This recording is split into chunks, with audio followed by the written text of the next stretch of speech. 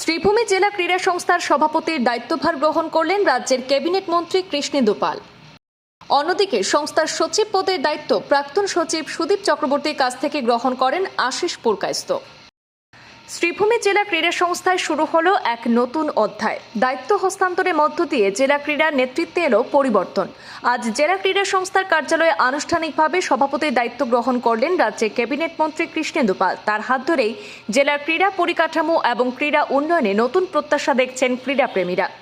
আজকের জেলা ক্রীড়া সংস্থার কার্যালয়ে নতুন কর্মসমিতির দায়িত্বভার গ্রহণ উপলক্ষে একটি সভার আয়োজন করা হয়। সেই সভায় আনুষ্ঠানিকভাবে জেলা ক্রীড়া সংস্থার প্রাক্তন সভাপতি অমলেশ চৌধুরী সভাপতির দায়িত্বভার নবাগত সভাপতি তথা রাজ্যের ক্যাবিনেট মন্ত্রী কৃষ্ণেন্দু পালের হাতে তুলে দেন। দায়িত্ব হস্তান্তর অনুষ্ঠানে উপস্থিত ছিলেন রাজ্যসভার প্রাক্তন সাংসদ মিশন রঞ্জন দাস, জেলা বিজেপির সভাপতি সঞ্জীব বণিক, শহর উন্নয়ন বোর্ডের প্রাক্তন চেয়ারম্যান দেবব্রত সাহা, প্রাক্তন জেলা বিজেপির সভাপতি সুব্রত ভট্টাচার্য সহ জেলা ক্রীড়া সংস্থার নতুন ও প্রাক্তন কমিটির সদস্যরা, এছাড়া ক্রীড়াপ্রেমীরাও উপস্থিত ছিলেন। পরে সাংবাদিকদের মুখোমুখি হয়ে প্রতিক্রিয়া ব্যক্ত করেন নবাগত সভাপতি তথা ক্যাবিনেট মন্ত্রী কৃষ্ণেন্দু পাল। আজকে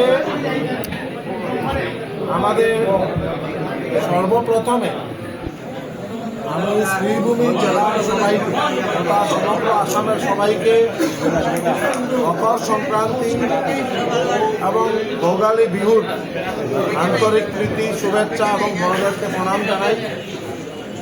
আর আজকের এই পূর্ণ দিনে, এই পূর্ণ মুহূর্তে আমাদের শ্রীভূমি জেলা ক্রীড়া সংস্থা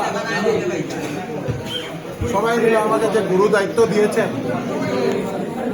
যে জেলা ক্রীড়া সংস্থার সভাপতি হিসাবে, এবং আজকের থেকে আমি দায়িত্বভার গ্রহণ করেছি এবং চেষ্টা করব যাতে শ্রীভূমি জেলা ক্রীড়ার জগতে, খেলার জগতে আমরা আসামের মধ্যে একটা ভালো স্থান অর্জন করতে পারি।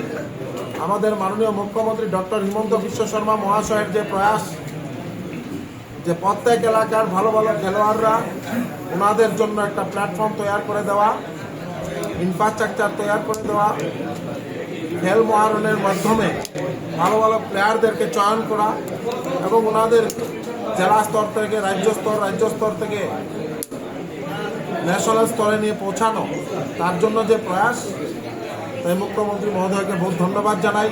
আর আজকের এই দিনে বিশেষ করে সর্বকালের সর্বশ্রেষ্ঠ মুখ্যমন্ত্রী ডক্টর হিমন্ত বিশ্ব শর্মা মহাশয়কে বহুত ধন্যবাদ জানাই।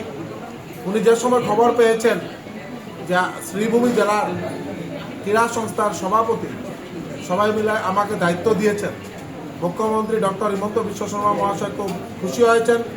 এবং আপনারা দেখেছেন গতকাল উনি জেলা ক্রীড়া সংস্থার ময়দানে যে প্রোগ্রাম ছিল, এই প্রোগ্রামে এসে নিজে ঘোষণা করেছেন প্রথম দফায় যাতে এই স্টেডিয়ামের উন্নতি প্রকল্পে 10 কোটি টাকা ধার্য করেছেন এবং আগামী দিনে শ্রীভূমি জেলা একটা আসাম ক্রিকেট অ্যাসোসিয়েশনের নেতৃত্বে যাতে ভালো একটা স্টেডিয়াম হয়, তার জন্য মাননীয় মুখ্যমন্ত্রী মহোদয় ব্যবস্থা হাতে নেবেন। তাই আমরা শ্রীভূমি জেলার ক্রীড়াপ্রেমী সবাই মাননীয় মুখ্যমন্ত্রী ডক্টর হিমন্ত বিশ্ব শর্মা মহাশয়কে বহুত বহুত ধন্যবাদ এবং কৃতজ্ঞতা জ্ঞাপন করছি। আর আজকের এই দিনে আমরা যারা নবাগত, যারা নির্বাচিত হয়ে এসেছেন, জেনারেল সেক্রেটারি থেকে আরম্ভ করে স্পোর্টস সেক্রেটারি, ট্রেজারার, যারাই বা পুরো টিম, ভাইস প্রেসিডেন্টের পুরো টিম সবাই, এবং যারা আগের দায়িত্বে ছিলেন সবাই মিলে আমরা এক হয়ে আমরা যাতে খেলার জগতে একটা ভালোভাবে এই জেলা ক্রীড়া সংস্থাকে পরিচালনা করতে পারি, তার কারণে সবার কাছে আহ্বান থাকবে এবং সমগ্র শ্রীভূমি জেলার নাগরিকদের কাছে আহ্বান থাকবে ওনাদের সবার সক্রিয় সহযোগিতা সবসময় যাতে জেলা ক্রীড়া সংস্থার সঙ্গে থাকে।